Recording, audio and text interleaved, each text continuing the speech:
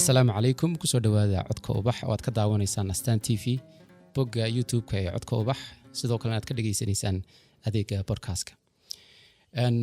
maalintii Khamiistii ee bisha 8 ahayd 18 waxa Allah naxariistay magaalada Hargeysa ku geeriyooday abwaankeeni weynaa Maxamed Ibraahim Warsame Hadraawi isaga oo isla jimcihii ku xigay lagu aasay xabaalaha Baqiic ee magaalada Hargeysa qof kasta oo inaga mid ah Hadraawi si uun buu wax ugu ahaa waxaan taa xigtay ilaa inta aad kolba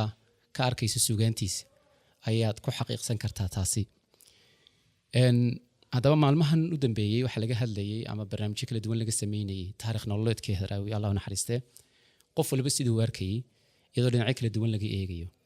waxa inta badan xoogga la saarayay taariikh nololeedkiisii iyo waayihii uu soo maray maanta waxaan isku dayi doonaa in aynu dhinacyo kala duwan ka eegno suugaantiisii iyo shakhsiyadiisii marka waxa ila jooga maanta oo garabkayga fadhiya professor Dr. Xuseen Cabdilaahi Bulxan waxa ku xiga Rooble Cabdi Muuse waxa ku sii xiga rogcadaagii saxaafadda Xasan Maxamed Yuusuf dhammaantood dhinacyo kala duwan ayaan isku dayi doonaa bal inaanu ka eegno maansadiisa iyo Hadraawi iyo shakhsiyadiisa marka hore waxaan ku soo dhaweynayaa Dr. Xuseen Cabdilaahi Bulxan Dr. shakhsiyan Hadraawi goorma ayaad isbarateen sideeda bilowgii way horta waxay soo kaayay horeysay 1900 iyo 1979 anigoo Mareykanka markaa ka yimi ayaa waxaan keenay team dagaalkii 1977 ilaa 1978 waa tii jabku ka yimi ididiila fara badan iyo wixii marka dibaddan joogo waxaan arkay in maxaan ku dhahaa habkii loo raacay oo khaldana oo siyaasad kale ku jirtay maaha dad xoreyne barnaamij kale ku jiray adduunyaduna si kale u arkaysay marka waxa soo ururiyay dhaqaatiir Mareykana diyaarad baan soo buuxino waxaan ku nimi Xamar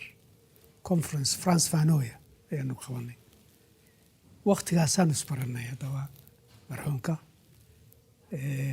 waxaan nasiib ku lahaa isbarashadeedii hore waxay ku timi maalin gelin dambe ayaa la ballamiyay isaga Gaariye iyo Cabdiqays dhowr kale aanu hayno dee fursadda aanu helay ragga inaanu waraysano aanu la sheekaysano markaas siileydii baa aad u taagneyd waqtiga saddexdii ninee dee markaa halbowlaha u ahaana waabay nala fadhiyaan markaasaan horta Hadraawi ilaahay u naxariistay isbaranay iyo Gaariye ilaahay u naxariistay Cabdiqaysna waa nool yahay markaas intii ka sheekeeyeen mid waliba sida wax u bilaabmeen wuxuu ku darsaday meeshii marisay oo dee cajiib noo ahayd annaga farxad weyn noo ahayd saddexdaa nin isla waqtigaa waxa socotay hawo dadka reer Somaliland ay sidii kacdoon oo kale u soo abaabulmay dareenkuna taagnaa markaas saddexdaa nin meesha ay taagnaayeen sida wax u arkayeen gabayadoodii iyo maxaan ku dhahaa afkaartoodii ayagana wax badan baan ka faa'iideysanay sidii baan anu Mareykan ku noqday joornaal cusub oo aanu bilownay markaa Horn of Africa la oran jiray ayaanu kii maxaan ku dhahaa anigu editorskan ka mid ahaa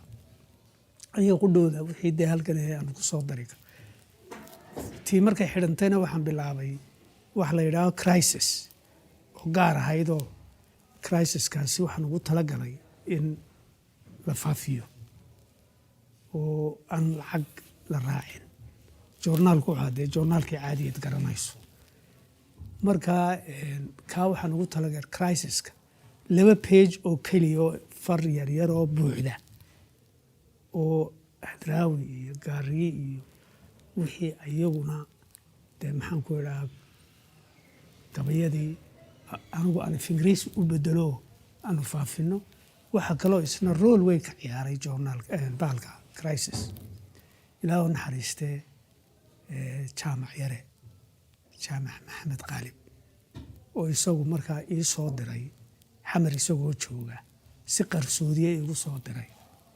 wixii siruu ogaa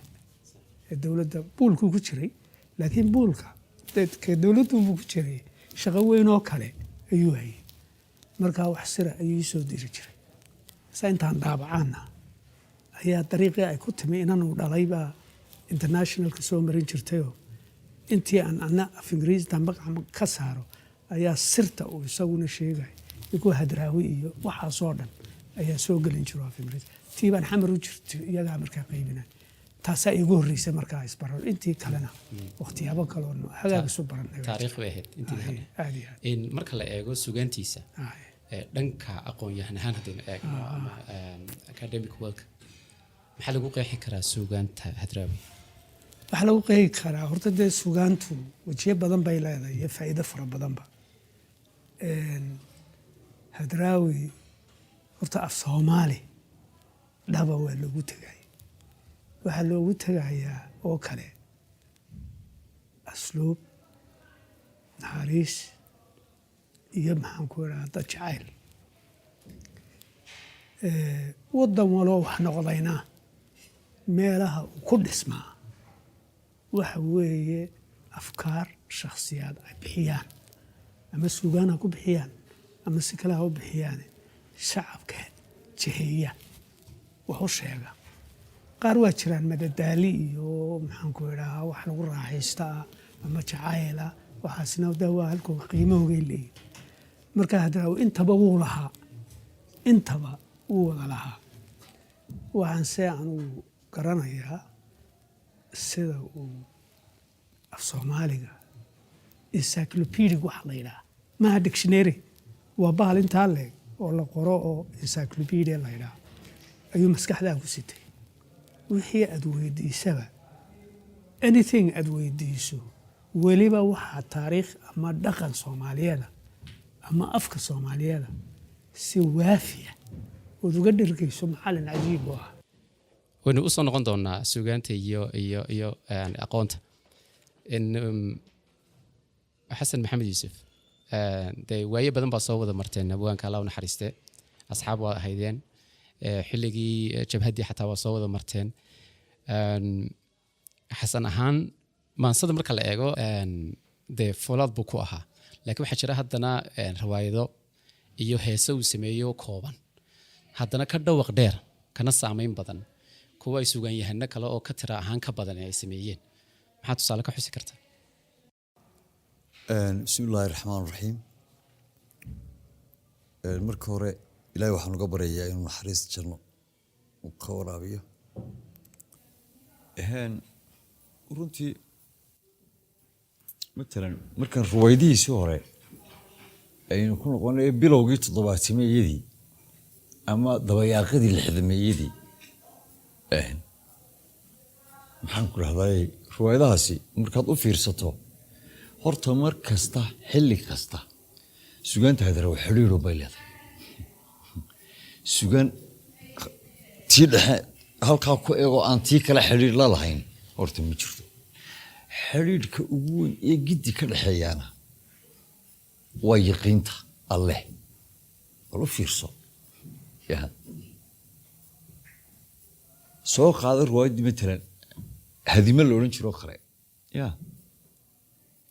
danta lama huraan iyo harqadaa cad weeye ninka hadimo taliyow adiga oo halisa ruwaayadda waqtigaasee balda aqoon iyo afgarad kaalay allah yo nin daacada allah yo nin daalina deeqdaada hawsini waa ku jirta yaqiintu mar walbay ka muuqataa ilaa tiisii ugu dambeysay wuxuu tiriyey tii ugu dambeysay ilaa ku ilaa mid kasta soo mar oo giddii way ku wada jirtaa watan kula shakhsiyadiisu mid guurguurta oo sabaysa oo ma garanaysa sida jirjiroolaha kolba halkuu egyahay matalan oo alku taagan yahay may ahayn maxaan ku lahday mar kasta sugaantiisu mid xaqaa'iqa ku taagan ayaad ruwaayaddu waxaa la dhahaa maansada habka cusub ruwaayaddu waxaa garanaya si fiican u garanaya bulxan ilaahay naxariista jannaa ka waray nin beri dhawatay isla dhintolon jiro maxamed daahir afrax oo quraaweynaha maxamed daahir afrax buug lahabo agad uga hadlayay riwaayado faaqidiyo betelan oo ku hadraawi oo ku soo qaadiyay riwaayado maxaan ku lahday caan noqday oo xilliyadaas markasta xilkay gudanayeen waxa ku dirir markasta waxay reebayeen xumaa markasta waxay dadka farayeen waxay ahaayeen maxay bulshada xagga u jeedinayeen waxay xagga wana ku soo kasii xag jireen runtii marka la eegayo afar xog kale markaan qiimeyntiisa dib ugu noqdo riwaayadaha oo maxaan ku lahday iyagana soo qaadin waxa kamid ah Xasigani oo kale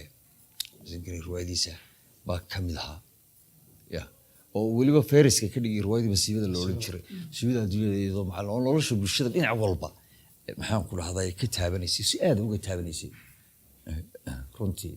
laakiin maansada hadraawi riwaayadihiisaas iyo maxaan ku lahday iyo maasidiisu waxaan aad dareemayaa dad badan ka markhaatay in markasta xidhiidh ay lahaayeen oo ay intooda badan isku jahaa'un maxaan ku lahday haysteen hadda kuwa jacaylka marka la eego waa la mid oo soo gelaysaa arintaas way ku wada jirtaa gidigeed way muxuu ahaay iyagoo waqtiyo kala duwana ay haddana xiriir leeyihiin waxay haddana xiriir wada leeyihiin ma garanaysaa oo mar walba garashadiisu halkay taagan tahay aad arkaysa inay aad garanaysaa ay muxuu ahaayeen laakiin anigu sugaantiisa haddaan dhinac kale matalan roob loo ka eego matalan 28 kale xilliga dhagax tuurku uu ka bilaabmay wadanka iyo waxa soo baxday maasi uu leeyahay oo jiray hambeber ama Hargeysa ma toostay oo kale ajaladu way soo gali jireen dalka dabeetana inta kale oo dhan ma qabanaysa laakiin pictureska ku jira sawirada ku jira humagiyada ku jira matalan maasa sugaantiisa ayaa wax la qaban og yahay laba sawir oo ku jira maasaas ilaa 1982 ilaa abtino sidii bay maskaxdayda ugu jira sawirada mid waa kan ma garata mid waa kan hawlaar iyo sheekaha waan laga reebay bari habar guurta hayeen raligeeda waafiyaha ma waxay hilib saartay laakiin waay hirooda garjiidka kolku hinqan waayay ay hindiskeeda halaan halqoonti midaan kul haabka markaa lagu haynin waxay tiri hoogay hayay Cabdul Qaadir Hareer qaba oo kolku hayinkeeda hagaagsu tagay tirahaaqa hiblo gabanteeda hilibna basteeda halmaamina weeday ka soo hormaraysa ilmaamina weeday wadaadkan hogeysa ka soo hangalaystay sidii ugu heshay ayaa tiri hooyo maxaa horta sheekhu inoo yahay haybta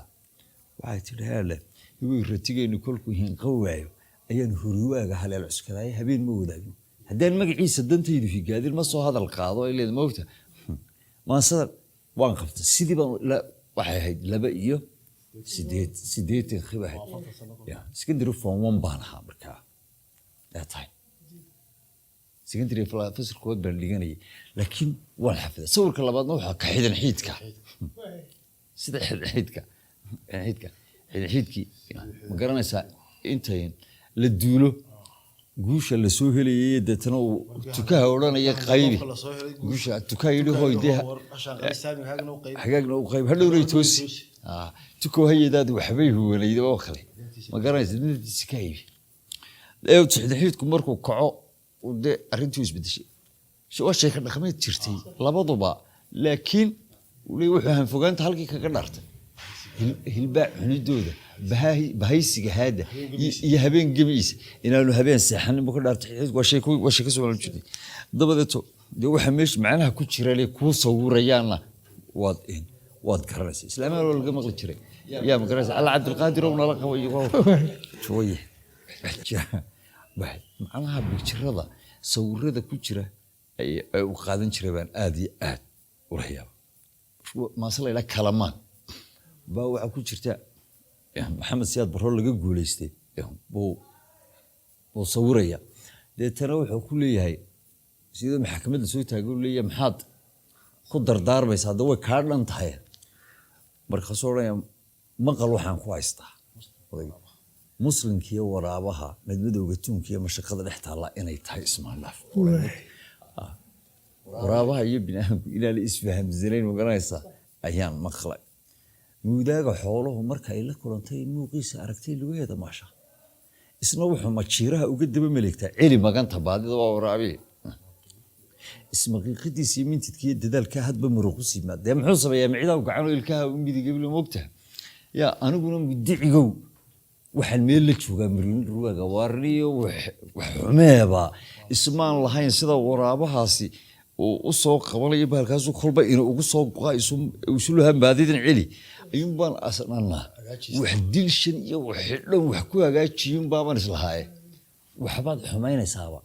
ismaan lahayn buu leeyahay moogtahay si yaro fududba wixii oo maxaan ku dhahdaa ooyin waqtiga sawirada ku wada jiraana waa wada caynka soo galaal kuma jirin wax la yaro inay gaaja haysa guri yimid duleedkii goljan gabadheeda qabiibaa dhito waad aragtay sawirka lagu jira beenta laga soo qaado maasooyinka waxaa ku jira dibadyaal baa jira sheekooyinkaasina waxay isugu jiraan qaarna isagaa intuu curiyey sheekada haddana sugaaneeyey qaarna waa sheeko hore u jirto oo xus bay ugu jirtaa ma garanaysaa maxaan ku lahay meeshii laakiin sawiradani maansaday qurxiya wax kaloo maashadiisa aada u qurxiya waxa weeye daraawi anigu de islaahi roblo runtii marka la eego waxa weeyaan hal abuur kasta ama qof kasta afka wuxuu ka yaqaanaa waa intuu dhaqan ka yaqaano intuu dhaqan ka yaqaano ayuu afka ka yaqaanaa qofku haddaanu dhaqankiisa aqoonin dhaqanka bulshadiisa aqoonin afkeedana rijkuma hodankuma aha ma yaqaano waxba kama garanayo daraawi wuxuu ahaa nin dhaqanka aad iyo aad iyo aad u yaqaan isagii ninkii berigii 2003 akademiga aan ku yiri jiray Cabdilaahi Macalin Loodaan oo khalay that's why af Soomaali hodan ah ayuu isticmaal xasan gani oo khalay marka taa weerto afki dhaqankii bay hodan ku ahayd deetana afkii waxaan oo sheekooyin waxaan ay soo qaadanayaan waxa weeyaan waa sheeko dhaqameed wadaan dhaqankii waru hayn de sawir kala bulshada waxba kama bixin karay runtii marka kuwiisan dambe daniya kala ka qiimeeyo ku dheeraad aan ka soo qaadanay mid waxaan aadin dadkan dhalinyarada laftirkoodu leeyahay dhaqankay ka arideen mar xilliga qaar isagu dawuu cudur daaraya waa run taa kulleeda waan ku raacsanahay nin weyn oo 60kii sare u dhaafay wargeysu ku lashay miyina ma arag dhaqanna ma arag waxana ma arag maantana waa waayeelkii bulshada wax allaaliya wax kuwa ugu hayo kuwa dhalitoona ay ka dhaxleeda ma jirto waxba kama hayaan haddana in si waayeelnimo loola dhaqmo budde rabaa laakiin kuma hayo dhalinyaradii soo dhaweyntii iyo ixtiraamkii matalan waalidnimo iyo waayeelnimo wahayo waxbuu silugsiiyey sanad hadda irtiroob la sheegay sida uu la kulmay academy-gii inanka ayar يا وقت السيدة ووالد ووالد شنو عقوش هاي مثل ضدك وعم حدان سوريا ويل ساك عيدنا كو هيندي إن بان سافر لليكتيو حرق سوهان كاهن وحبا ما تقشان قف كان يرك ولا لا بيت سلوك يسمحوا كو قيمة ويأتلاد هاي ما حدو شكت هو ردي ليه سوريا ويل كوا احترام واحترام يسولوين سمرت أيه ويل كسوريا marka lagu hadii lagu ixtiraamo waxba uma tiigin saruurad baa haysa aqooneed waa raday waxa allaaliya waxaad ku shubtay iyo wax lagu kala dambeeyo aad gashatay baan jirin ha Soomaalidii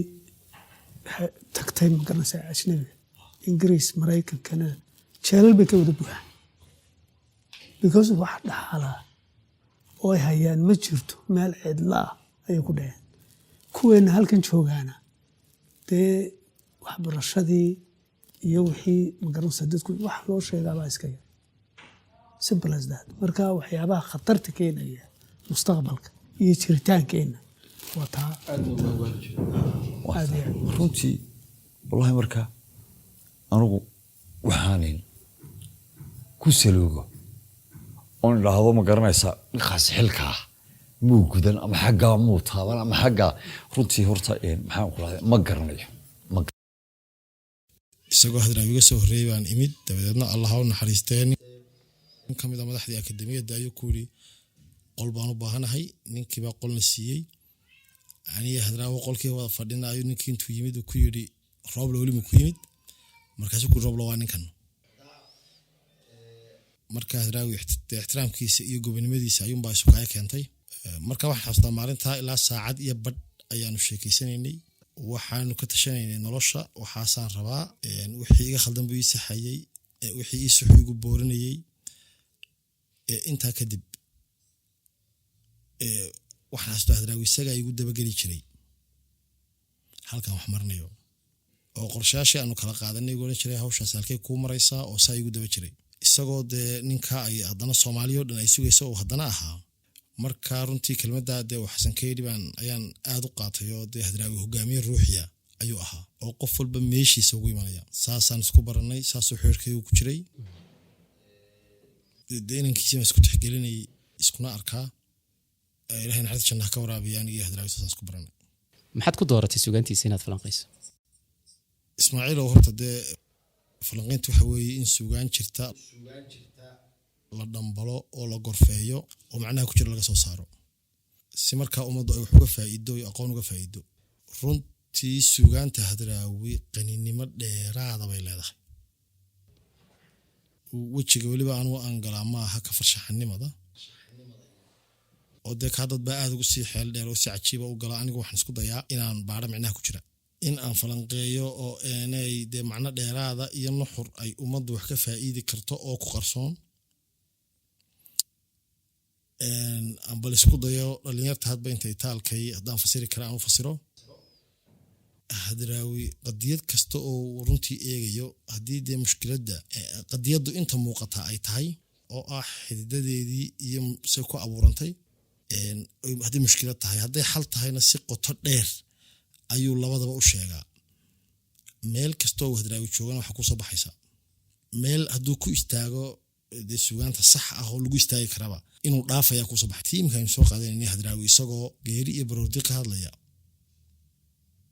ayuu u gudbaa waxyaabaha haddii qofku uu ka tago dhaxalgal noqon kara ama aan dhimanin waxyaabaha lagu guuleysto culaysaga nolosha sida loogu samro mar kasta halkaa uu ka hadlaya in kasii qoto dheer ayuu galaa isagoo doonaya hadraawin waa tashiga ka hadlo ayaabuu u gudbaa sababta ay tahay in loo wada tashado sababta ay tahay qofkan arrinka wadaa in aanu kelidii go-aan ka qaadanin oo u dhinac walba u dhaafaya gudgud wuxuu leeyahay gurgurshaagu awr buu ka yahay rarasho gaadiid guddoonshuhuna ruux buu ka yahay geylan wadareed xil nin unbaa guddoonshe xil waa laysu gurushaa galladuna waxay saaran tahay wax isu geegeyn isagoo halkaa kaga tegi kara oo ku dhammaystiray oo meel ku fiican ay tahay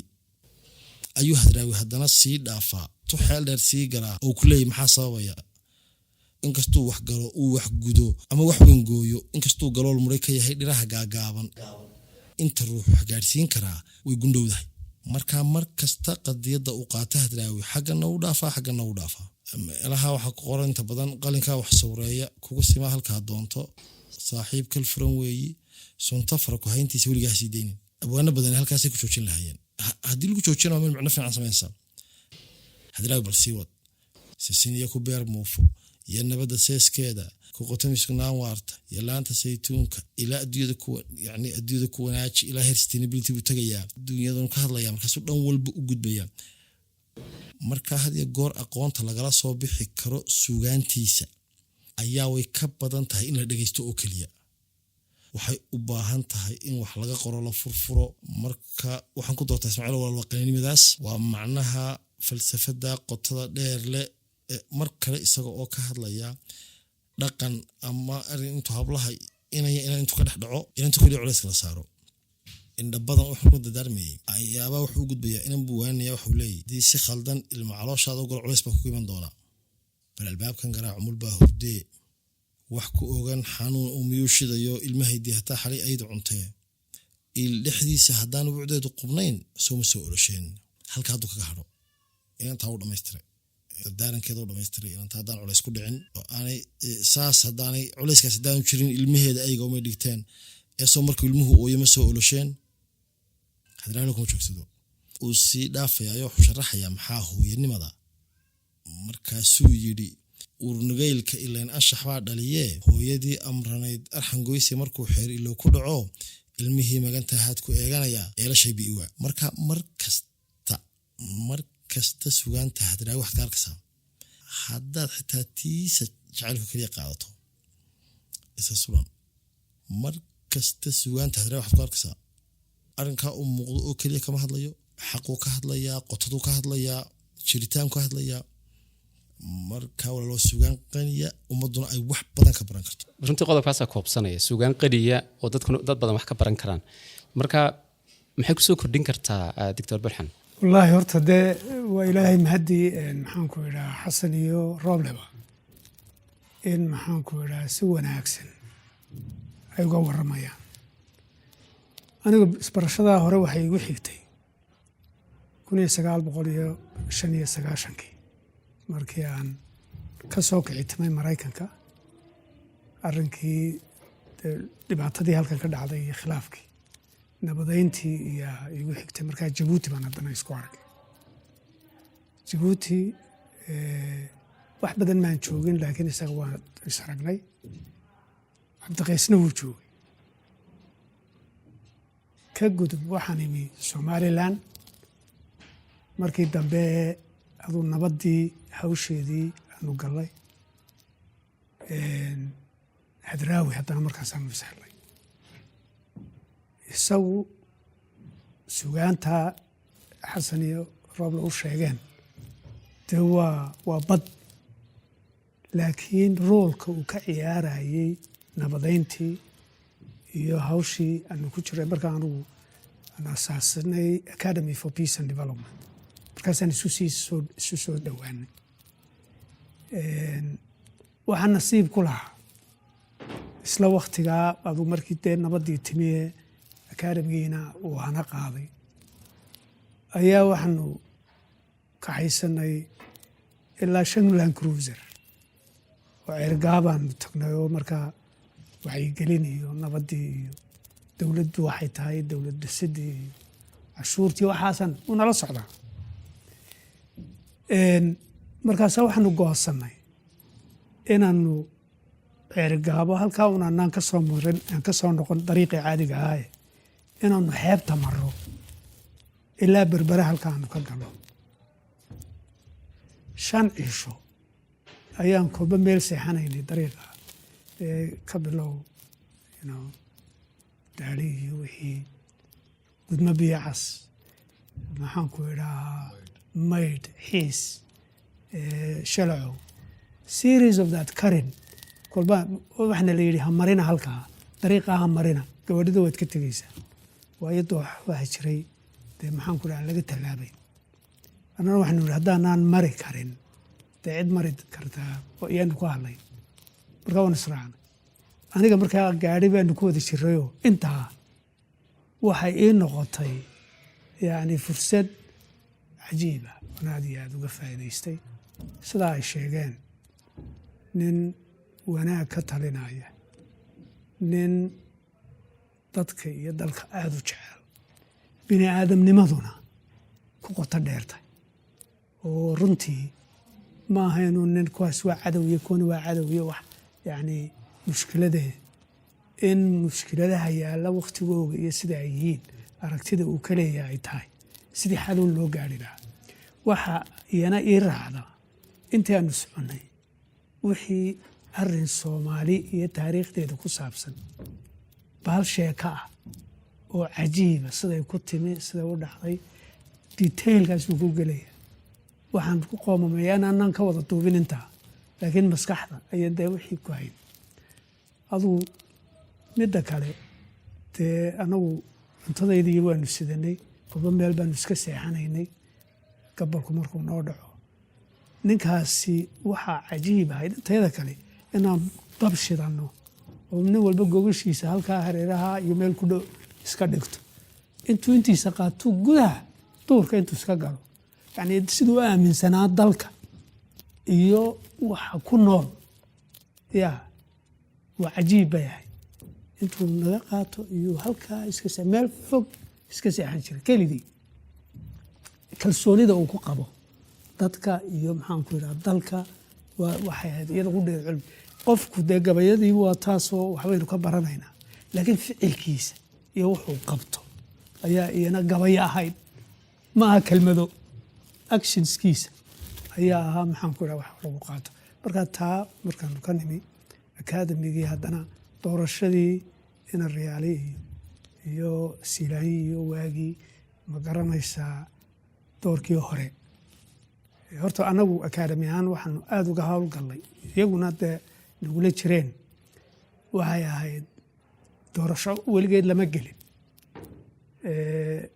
tii baanu akademi ahaan rool weyn ka ciyaaray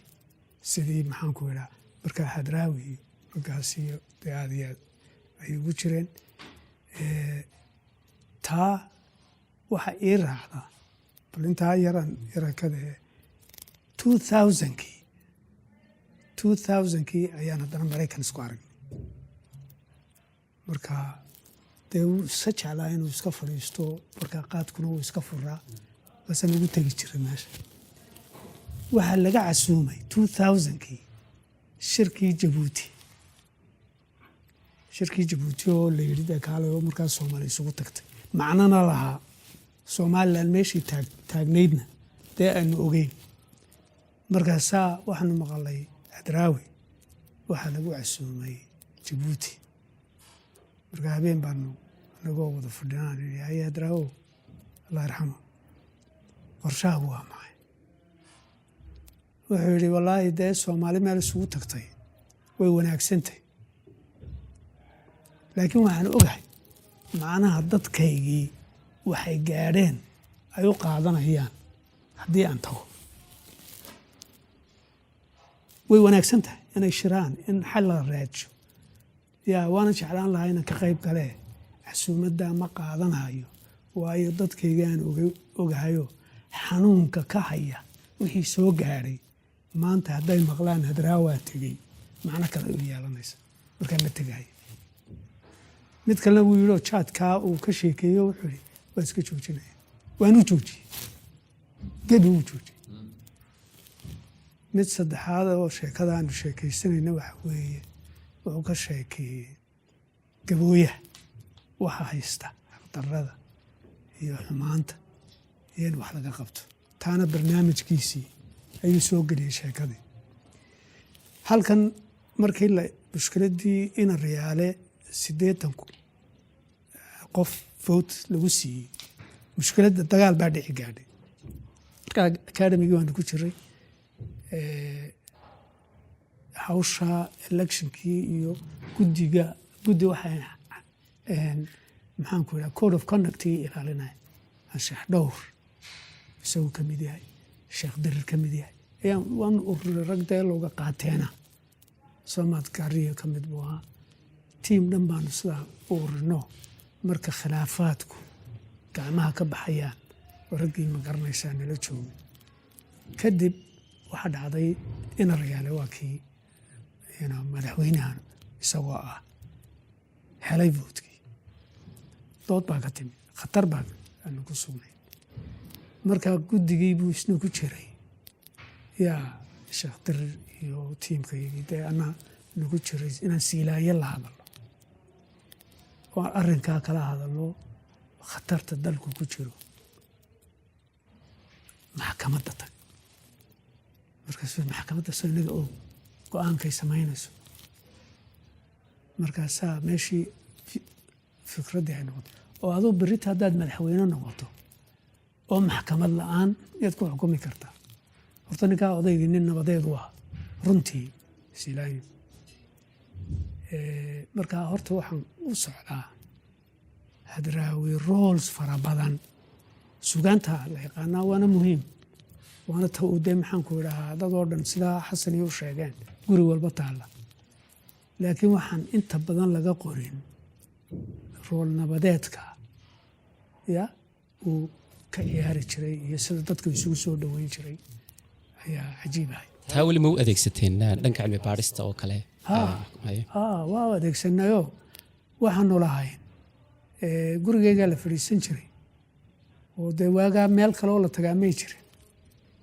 gurigeygaa markaa la fadhiisan jiro gaar ahaan maalinta khamiista ayaa la isugu iman jiray aqoonyahanka isaguna number one buu ahaa. midda uu isagu weliba ku sii adkaa waxa weeye nin diintiina hagaagu yaqaana, nin dhaqankii Soomaaliyeed hagaagu yaqaana, nin xalka ku jira qarbiga iyo waddanada la sheegayo inay yihiin horumar inay mareen, nin xalka iyo khaladka ku jira fahamsanoo weliba markuu ingiriiskii tegey uu ku noolaa wakii dee la soo noqday afkaar cajiiba uu ku duraayo ku arkaayo meesha inayna waxba jirin. soo maad garan Soomaali iyo dhaqankeega iyo taariikhdeedana siduu uga buuxo u fahamsan yahay waxa u raacsanayn lama soo marin karin jirin, waxbaa ka wanaagsan. soo maad garan marka philosopher buu ahaa, wuxuu ahaa nin maxaanku idhaa aqoontii suugaanta garanaya, nin taariikh yaqaana, nin maxaanku idhaa dhinac walbood ka egto. waana Roobli iyo Xasan way ka hadleen aad goor walba ku farxaysaan ilaa intii dambe ma garanaysa xaaladiisu dee kolley maxaanku idhaa waqtigu waa iska kooban ya intiina waan arkay. marka ninkaasi waxaan anugu odhanayaa taariikhdu way jiraysaa oo de isagii way naga baxay baa yidhaahaane dee waa physical unbay naga baxaye ilaahay jannadii furtuusaa ka waraabiyo, laakiin inagu weli hantidii baynu haynaa, waana mid naga dambaynaysa. waxaa jirta afkaar afrikanka ma garanaysaa dhaqankooga afrikankan kale filosofiga ay leeyihiin ama waxay aaminsanaayeen marka la eego Afrika sub-Sahara Africa. fikrada qofku xagga shacabka markaad eegto inta la xasuusanayo uu noolyahay inta la xasuusanayo maalinta uu si buuxda u dhintay waxa weeye cid garataaba marka la waayo ya qaarkayo markuu la asaba wax la xasuusanayaaba iska yartii ilaahay iyo dee maxaanku idhaa diinteen waxayna faraytay waa la ogi. laakiin xagga shacabka waxa weeye dad baa ilaa ka u dambeeya ya inta uu xasuusanayo qofkaasi ruuxiisii iyo taariikhdiisii iyo wixii waa la garanaya. hadraawid mid baaba'aysa maaha. ilaahayna tii janno firdowsaha siiyo nin diinta ku adag wax dhibaatiyo dembi iyo mushkilada sidii loo sheegay galana muu ahayn. marka example weyn, tusaale weyn ayuu inoo wada ahaa. dhanka ismaaciilow kaa dhex gala meel kastoo kaga soo horbaxaya moogta mahmaahda iminka aad sheegaysa. xasan waxaan xasuustay isaga laftiisa mar lahaa dhimashadu xabaashiyo kafan laba dhudoodiyo iyo lixdiisa ma aha. dhimashadu xabaashiyo kafan laba rubadoo ku dhaaftiyo kafan laba dhudoodiyo iyo lixdiisa ma aha. dhildhilanka naftaada iyo sharafkoo dhan taalmiyo dhagxumaanta weeyaan. marka adoo noolna waad dhiman kartaa. Absolutely. adoo dhintayna waad sii noolaan kartaa. marka waxyaabaha mucjisada ee hadraawi kaga yaaba waxa ka mid ah jiiro walba uu kaaga soo baxaya. Roobla inta badan wuxuu ka hadlaa dhowr hadraawinay jireen. Roobla maxaad uga jeedaa? horta midi waa taa xasanoo hadraawi isugu joogtaa ayaa qofka dee waaye aragnimada iyo khibradda iyo kolba xalku meel dee u gelaya. qofka haddaan isbedel iyo garaabid lahayna actually daacadnimadiisa waxbaa ka dhiman. markaan falanqaynayo unbaa ablaynu wey Ismaaciilow isaga laftiisa hadraawi mar isagoo hal keliya dadku 100 waxay ku jirtay maasadiisa isagoo hal keliya dadku dhinaca badan kaga karo. marka Ismaaciilow sugaantiisu man 4 category 4 hadraawi ka dhigay. hadraawigii koowaad ee xilliyadii jacaylka arrimaha bulshada arrimaha dhalinyarada oo aad foolaad ugu ah waa dee beledweyn iyo jacayl liigma lagu qoray ina suldaan jeegaan hooyo halkaa ka saar waa hadraawi aad u qaniya jacaylka arrimaha bulshada aad hodan uga ah hadraawigii labaad oo dee hadraawigii halganka ah dee waa da oo dhan tiri daahyaley daalacan daalaley soowad ilaa gudgude marka hadraawi grievance ku jiro oo dowladnimo wax ka saluugsan laakiin mar kasta haddana ay la socoto sida wax u xallinayo iyo waxa uu saluugsan yahay waxyaabaha cajiibka wax ka mid ah daalalayo kuwa ugu dambeeya oo hadraawi in qori la qaato doonayo malaha qori hala qaato dad hala laayo sababta uu dagaalamayu sheegaya oo uu leeyahay madal iyo shir ila daa inaan dood ka odhan karo in la diidi kara yeel dabnahayga bari karo aniga iyo dadaalkay inaan door ka filan karo samana way isku dihinnahay gabadhii dambayso ii doonan weeyaan waxaan dayday leeyahay dermo lagu aroosiyo guri lagu dabaaldego marka hadraawigaa dhexe oo grievance ku jira waxa uu diidan yahay caddahay waxa uu doonaya ay caddahay wixii kala sheegaya hadraawi saddexaad oo ilaa dabahuwan adduunyada laba u kala qaadayo oo tan dabahuwan shar iyo khayr aniga hadraawiga afraad af ku siran baan u aqaanaa waa hadraawi xadka baxa adduunyadii iminka aan galbeed iyo u kala qaadayn wixii ay qaldeen adduunyadii u kala qaadaya qofka bini aadamka ah iyo mas-uuliyaddiisii marka anugu hadraawigan aan isleeyahay cid gaadhay way yar tahay weeyaan hadraawiga dadka ku odhanaya haddaad ayada u baxdo ka xisho oo dhirta ka xisho oo ixtiraam oo way hadashaayo waxbay og tahay hagefino ha dhex durdurin ogaaskeedii baa tahay hadraawiga le adduunyada ha ka cabanin oo ha odhan waxaana iga siiye adduunyada ilaahi ku soo saaray axdi baa ku xidhaya magantaadu oday tahay marti adigu ha u noqon marka waa hadraawiga afraad anu kaasaan u aqaanaa oo dee hadraawi qofka biniaadanka ah mas-uuliyaddiisa qaad leh wax kastoo adduunyada ka khaldan biniaadan odaa khalday wax kastoo adduunyada ka khaldan adaa khalday dhirtan iyo daaqan iyo waxani odaygoodii baa tahay marka yacni wuxuu leeyahay kain haddaad ku soo baxdo iyo afkeeda kugu xaman ahlantaa xasilisee oohow ahlantaa xasilisee kula dhaqan yani si fiican ula dhaqan oo iyo afkeeda kugu xaman waa asaasa kugu odhan arxankaa garaabee hadraawigan afraad weeyaan ee adduunyadu u kala qaadaya yani falsafadiisu halka ay marayso marka dhirta uu leeyahay amar baa hor joogee ustayaanay kugu hodin dhirta oday xidaariya awliyaa ka dhalato waa abwaana qaarkood laga qoray aftahamada marka actually dad jinco ugu yar buu leeyahay xil buu hayaa oo sidaadoo kale wax kastood ka maarmi karto ha samaynin yani heerka adabsigiisu marayo marka waa afar hadraawiyo halganada uu ku jiro kala waajahan aan qabana kan ugu dambeeya inuu kagu xeesha dheerle uu yahay isaguna sidaas qabayo duban daaynu hayno waana runtii deeniyow bad aan ismaaciilow aynaan ka dhammaanayno hadraawi waxyaabaha aan ka yaabay khayr wacadiga wax ka mid a ilaah aqoonkiisa yacni xasan wuxuu yidhi isku yaqaanay waxa u raacda adduunyada suu yaqaanay ilaahay suu yaqaanay qofkan waa marka intaas isugu xidhanto dee wuxuu iska soo xidhayaa itaal darrada bini aadamka isagoo sheegayaba wuxuu yidhi shalay kama daacad noqon dantayda wixii ahaa haddeerna si dowgu yahay dib baan ka ilaawayaa dad baan ahayoo rabow kolley dembi way agyaal adduunyadu qeexaya ayuu yidhi qabyaan ku dulmeeraya ayuu daldalool ku nool markaan gudin daabu helo ayuu dumayaa habeen yacni adduunyada qabidaa u samaysan ilaahay buu u yaqaanay si kayrul caadiya oo ina leeyahay astaamaha dowladnimo markay darajiyo run tahay adaan example dunida markaad xilligiisii 70s ku noqotay heesihiisii jacaylka matalan hees jeegaanta dhalatay laydhaa soo markaan tusaale soo qaado intanoo kale ayaa iyadun waa that time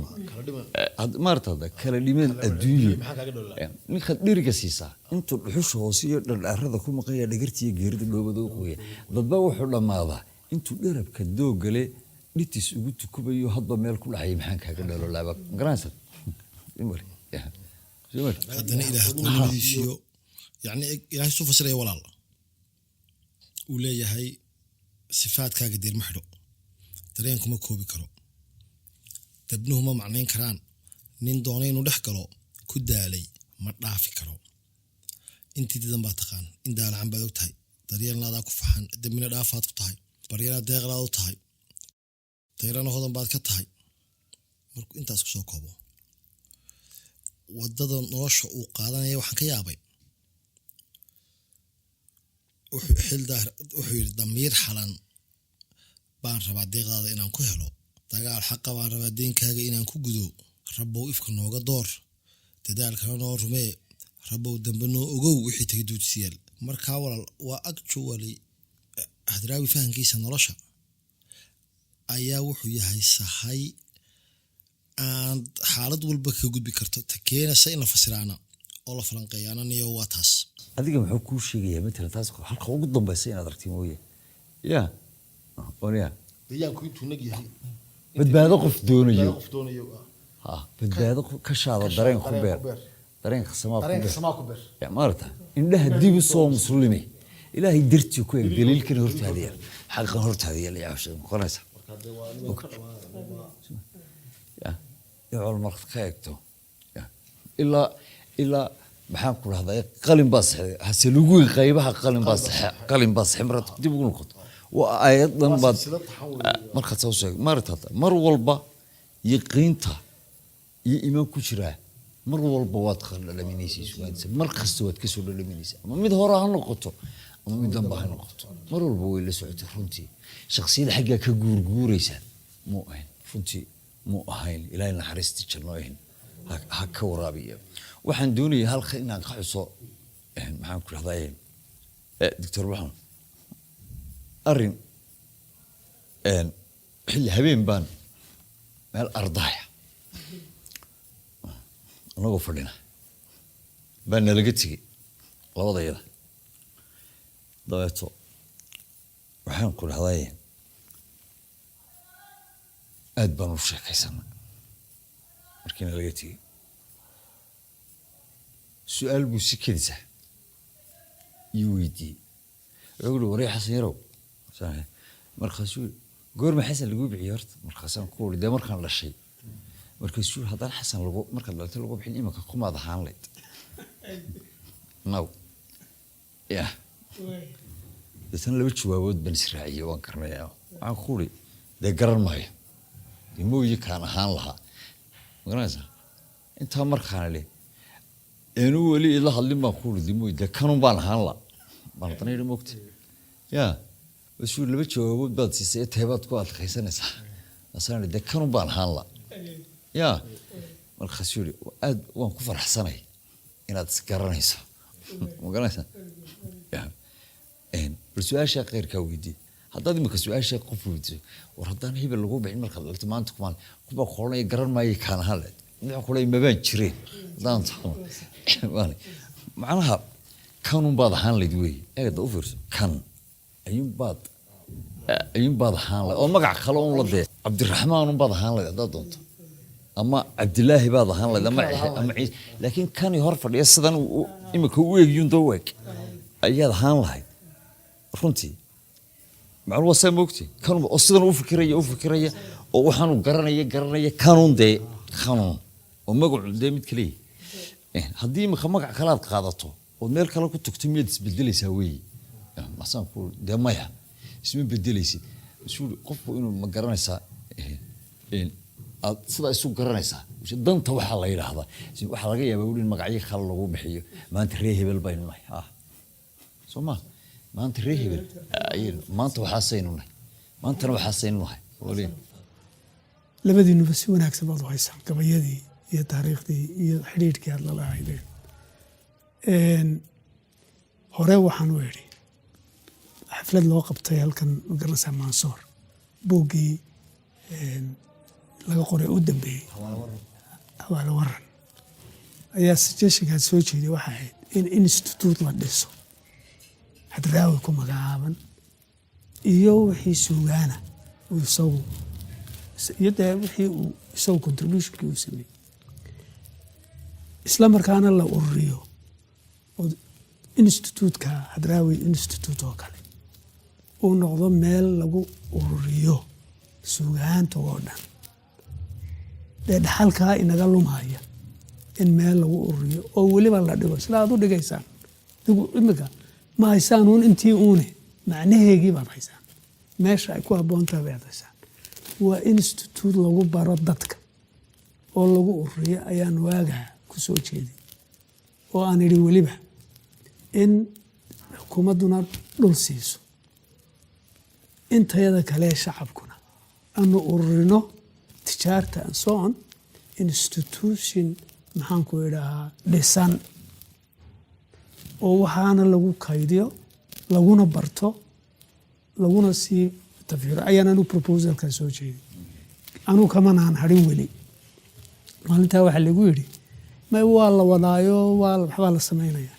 in badan baan anugu arkay in la yidhaah qof contribution sameeyey inta wax loo qabto wixiina halkaa ku xuseen tanzaniyan ka hadlayna marsii horreysay dad fara badan oo caynkaasaa jirta ilowshaana jira soo mahad garan marka anuu horta bartaa waan ku hadlay kow midda labaad waxaa la yaab leh anuu inta ka aqaano ilaahu naxariistee nin waddanka wada joogay maahayna isagoo yar baa laga kaxeeyey oo cadan ku soo koray hadda waxaa la yaab kale yaa cadan buu tegey halkaasuu ku soo koray markii dambe isagoo weli waxaanay ka buuxaan ayuu ku soo noqday midina de waa shaksi iyo dadaalkiisii iyo dabeecaddiisii iyo karaankiisii midina anugu markaan sii eegay waxa weeye horta reer wuxuu ka dhashay suugaantan iyo gabaygeeda walaalkii weyn oogi gamuute adeerkii buu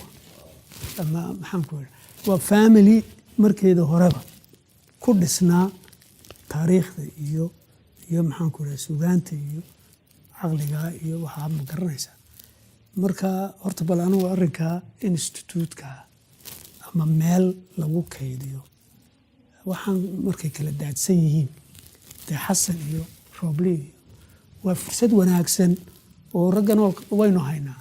laakiin danihii iyo xaaladihii baa kala luminaya dadkii laakiin in la dhiso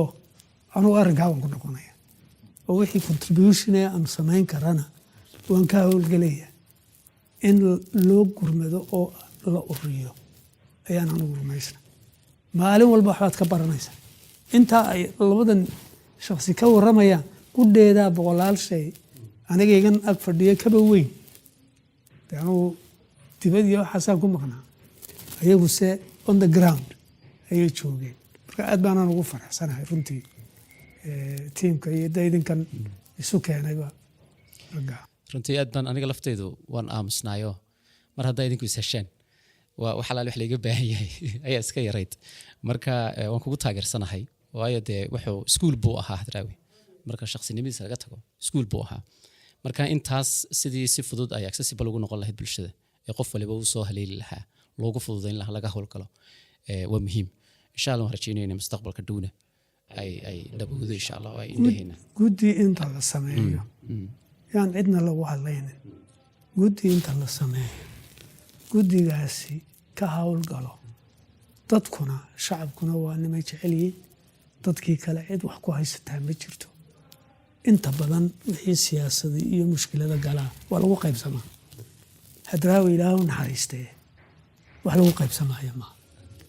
marka anugu waxaan odhan lahayaan cid kale lagu hadlayna in laga howlgalo idinna baahintaa guddiga haddii la sameeyo iyo wacyigelintaa aad ku wadaan haddii baydmo hadraawi allah u naxariistee barnaamij iyo 15 toona lagaga geyoon maayo waxaan isku dayi doonaa haddii aad wax ka tagteenna fursad baan idin siin doonaa hal su-aal baan saddexdiina weydiin lahaa marka waxaan ka bilaabi doonaa dhanka tiktoorka insha allah shakhsiyan ma jirtaa saameyn u hadraawi idinku yeeshay personal level baan ka hadlaya marka shakhsiyan tiktoor anigu runtii intii aan isnaqaanay meelo badanna aan isku aragnay ama howlo badan aanu weliba xaggan nabadayntii iyo siyaasaddan dejinteedii iyo waxaasi markaan arkay siduu dadka ula dhaqmaayo waxa weeye qof bini aadamku waa kala duwan yihiinoo waanan isa saamaynaa qof cadhaysan oo degdeg oo wax xamanayo balaayo wax samaynaya adiga qudhaadu wax kaaga tegaya yaa haddaanad jeclayn qudheeda waa waxbuu kaaga tegayaayo xasilooni baan jirin markaa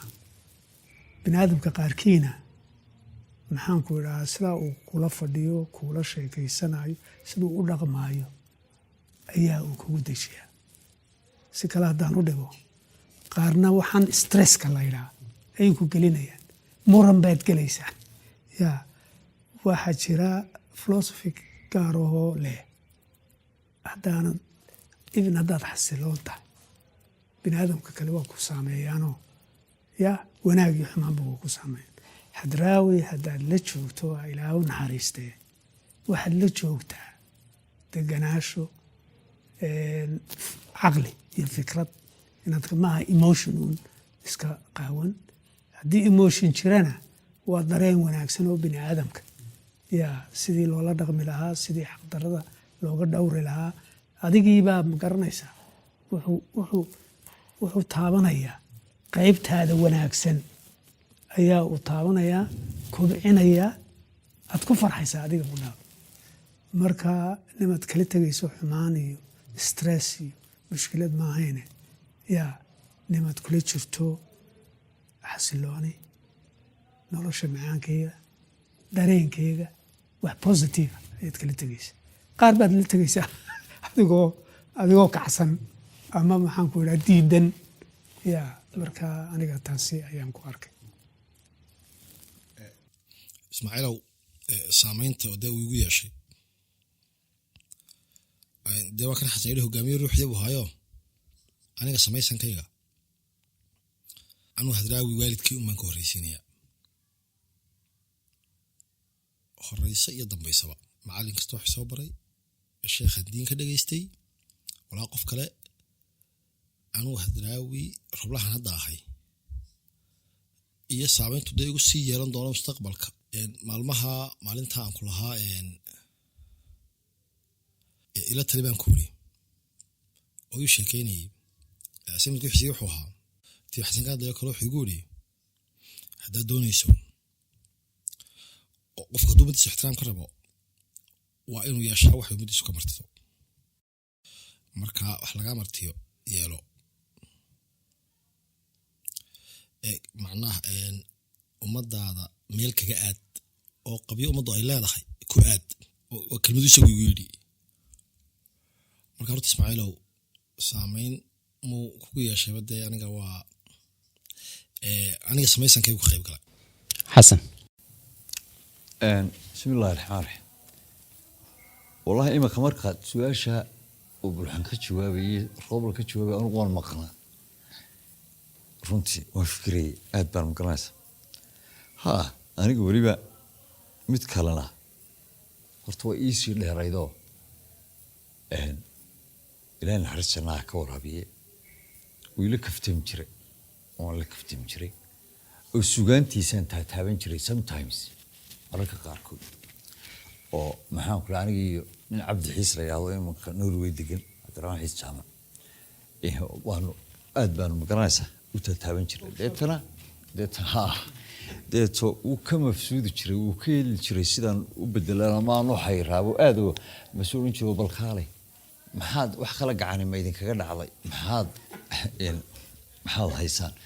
deetana waxaad moodaysaa isaga kudhiisa culays saaran markaan u nimaadno culays saaran markuu arko